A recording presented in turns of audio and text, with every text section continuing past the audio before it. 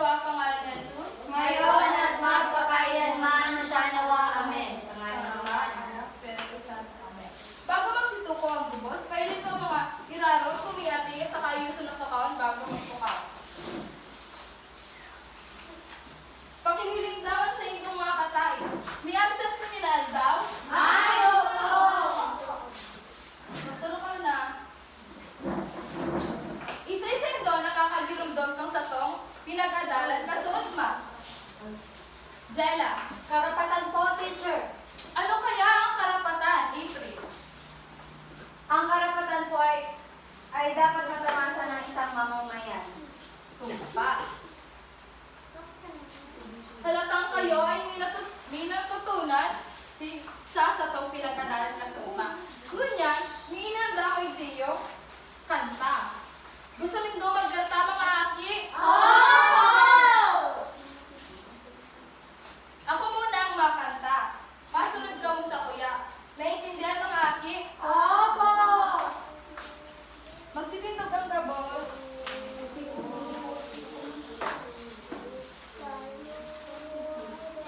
Halaton si teacher na magkanta.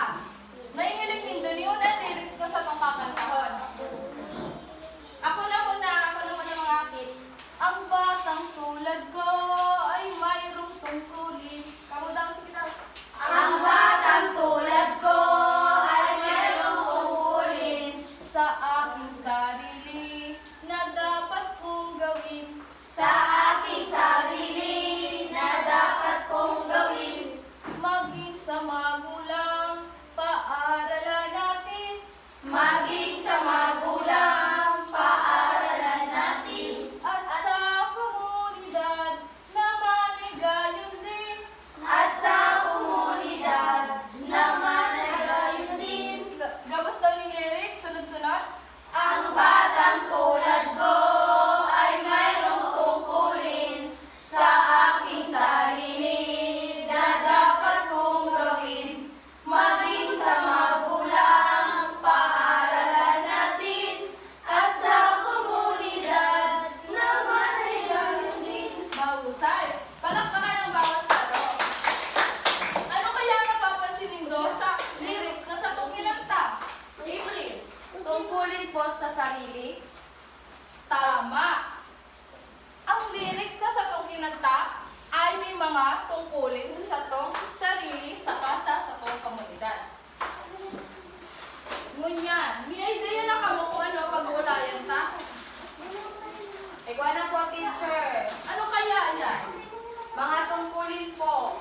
Tama. Ang sa tong pag-aadalan nyo yan ay tungkol sa tungkulin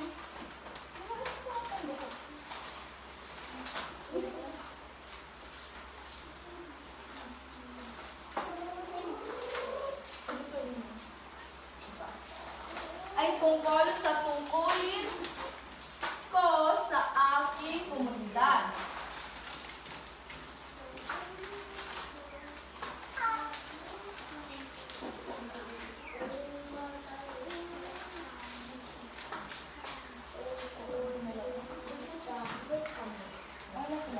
Pero bago yan, babasahin muna ni teacher ang ating layunin ngayong araw. Layunin. Natutukoy ang sariling tungkulin bilang kasapi ng komunidad. Na ilalarawan ang epekto ng pagtupad at hindi pagtupad ng mga tungkulin sa komunidad. C. Na ipapakita ang tungkulin ito sa iba-ibang aspeto ng buhay sa pamamagitan ng mga malikhaing pamamaraan ng sining. Ngayon, ano kaya ang tungkulin? April. Ang tungkulin po ay yung mga inaasahang gawain natin sa ating komunidad o sa ating bayan. Tama. Ang tungkulin ay yung mga bagay na inaasahan na magawa o may sa katuparan ng isang tao.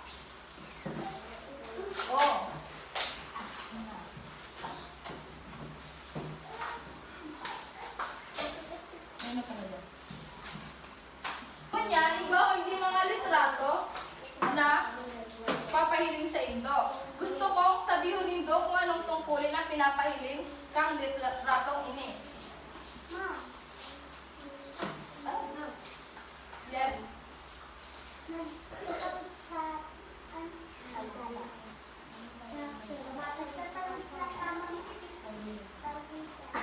Tama. Ito ay tungkuling tumawid sa tamang tawiran. Ano kaya ang mangyayari sa komunidad kung ito ay tutuparin natin?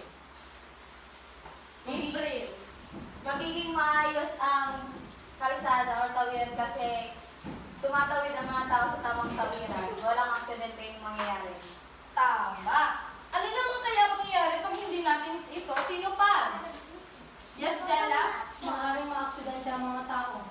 Tama. Maaaring magkaroon ng aksidente. Ito kaya ang pangalawang larawan.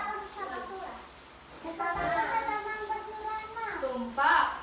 Pagtungkuling tumapon ng basura sa tamang basurahan. Ano kaya mangyayari kung ito ay tutuparin natin? Yes, April? Malinis ang kapaligiran.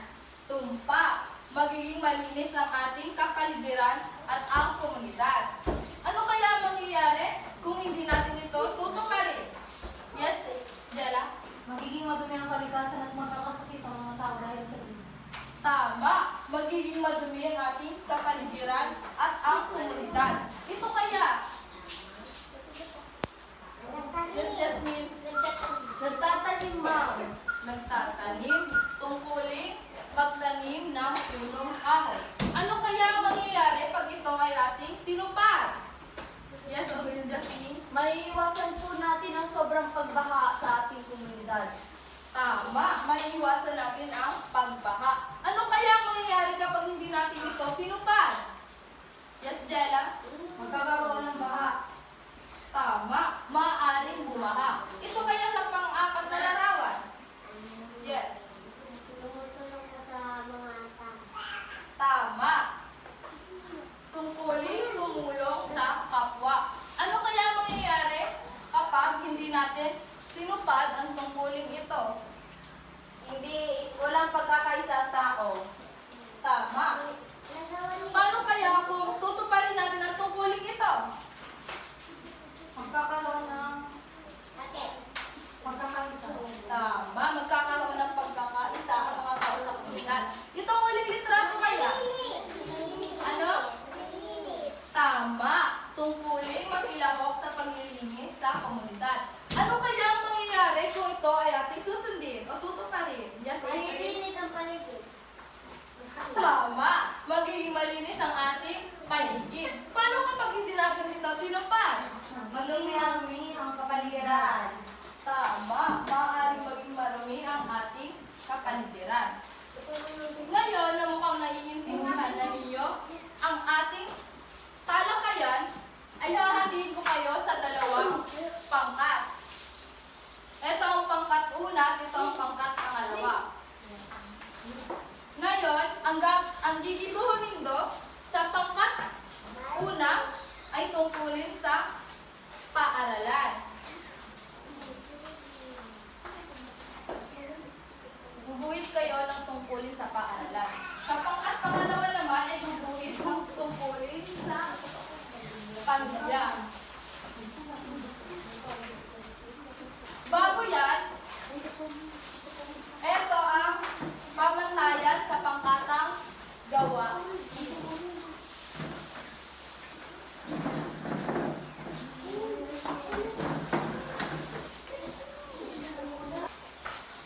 Nilalaman, 10 puntos, presentasyon, 5 puntos, takdang oras, 5 puntos. Sa kabuuang puntos, meron kayong 20 na puntos. Maaari na kayong magsimula.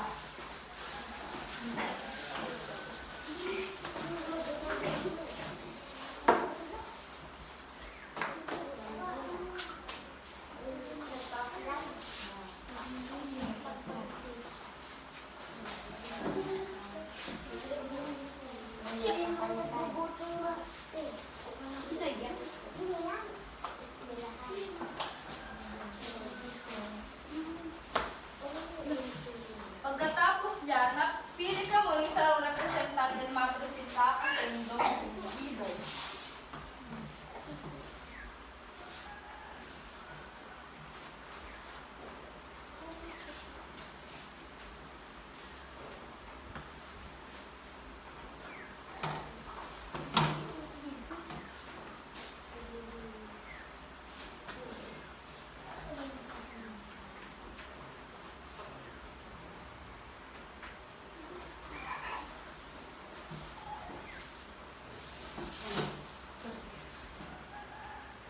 Tapos na po, ma'am.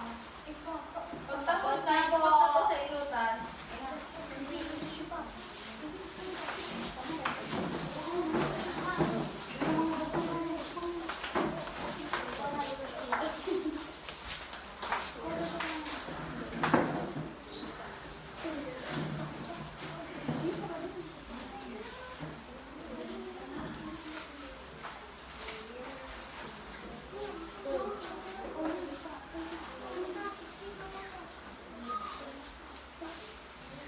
isa'y po makakapresent kang inot na grupo.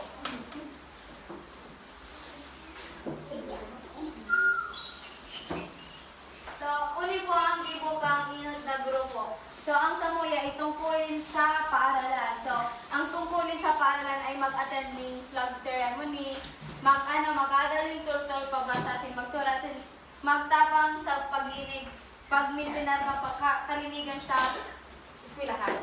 Palakpakan ang inot na grupo. Magandang grupo kaya. Ang samuya mo po ay tungkulin sa harong. Ang tungkulin po sa harong is maglinig, magluto, asin magtanim. Mahusay. Palakpakan na lang paduwang grupo. Ngunyan, mamarkanta lang sa indong ginibo. Sa nilalaman kaya? 10 puntos. Sa inot na grupo. 10 points. Sa paduwang grupo, ay sa presentasyon kaya ng inot na grupo. Teacher.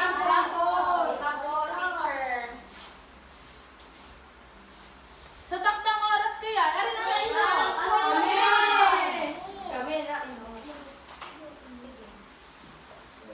Nainot na ang inot ay ang paduwang grupo. Sa nilalaman kaya ang paduwang grupo? 10. 10 puntos kaya? Opo. Sa presentasyon? 5 po. Nainot ang paduwang grupo. So, ang inot na grupo nakakuha ni 19 na puntos. Sa paduwang grupo, nakakuha ni 20 puntos. Palakpakan ang kada tao. Ngunyan, nakamuna sa paduwang pagtang pa lamang, ano kaya ang mga tungkulin na kain na lingkong gipuhon? Yes, April. Magtabang sa kapwa, maglinig sa kapaligiran, asin maging responsabling mamamayan. Tama, palakpakan na si April. Ano pa kaya? Ano pa kaya ang pwede ng gipuhon? Bilang grade 2 basa na. Yes, Bella. Bilang magtanong, teacher. Tama, magtanong. Ang pagtanong ng kahoy ay garo sa litlang na bagay para sa to. Pero para sa komunidad ta, napula ko na iniyong tama. Ngunyan, tandaan na pahalagahan ang tungkulin ta sa komunidad upang mapanatili ang kaayusan, kapayapaan at higit sa lahat para sa kaunlaran ng ating mahal na komunidad. Ngunyan, may inihanda pa ko ideyo sa rupang bubukod. Paano daw mga kapilindo sa kanser ang tainiyo?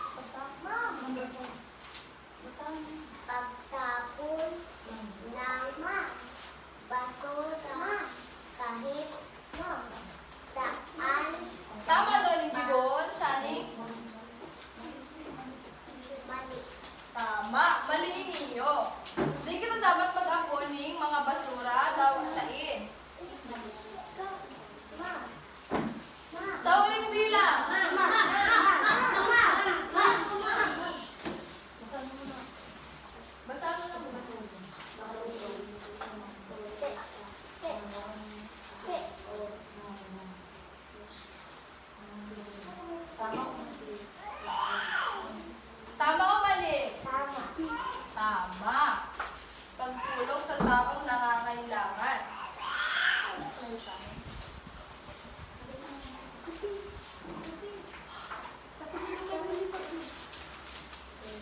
Mauhusan. Talagang kayo ay may natutunan. Ngunyan, ano nga nasa itong pinag-adalan, mga aki? Tungkulin ko sa aking komunidad. Tama. Ano nga naturang tungkulin? Mga inaasahang gawain sa isang tao. Tama. Mga inaasahan na gawin sa komunidad ng isang tao. Isa yung makakataon ni example. Sa mga tungkulin na sa komunidad. Ikaw lang. Anong tungkulin? Ang ginagawa sa komunidad? Ano? Mag-apon ng basura sa tamang basuran. Tama. Isa yun pa. Ano pa? Ang ganda, nakakula.